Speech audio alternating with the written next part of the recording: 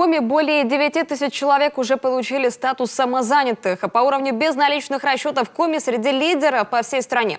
При этом мы до сих пор часто попадаемся на уловки мошенников.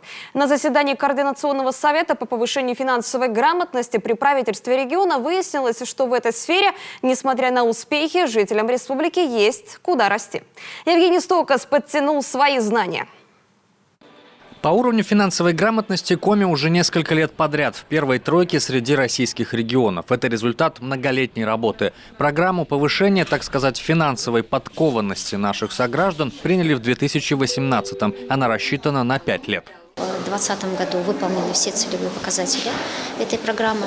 Количество населения, которое охвачено мероприятием по финансовой грамотности, точнее граждан, составило почти 160 тысяч человек. Количество людей, которые обращаются за получением финансовых услуг, оно возрастает из года в год.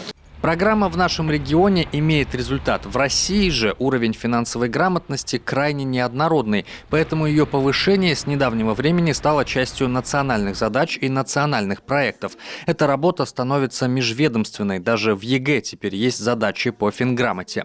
Еще одна цель программы – вывод доходов из серой зоны экономики для налогообложения. Возможность стать самозанятым и платить льготный налог на профессиональный доход в Коми появилась в прошлом июле.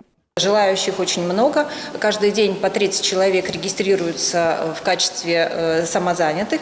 И на сегодняшний день более 9 тысяч граждан Республики Коми являются плательщиками налога на профессиональный доход.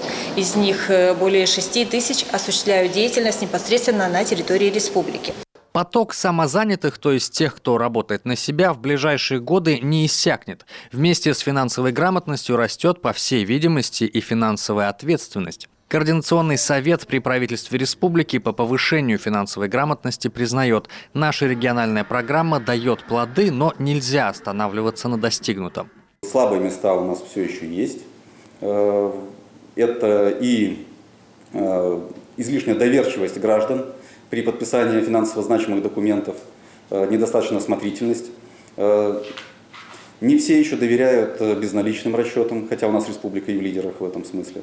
Еще одна проблема – мошенники. По данным Нацбанка Коми, среди молодежи финансовых махинаторов распознают почти все. А вот те, кому за 40 и выше, все еще часто попадаются на уловки воров 21 века. Обезопасить себя легко. Материалы на самые разные темы доступны на сайте Центра финансовой грамотности Республики Коми, и они совершенно бесплатны, в отличие от необдуманных финансовых решений. Евгений Стокас, Вячеслав Беспалов, Юрган.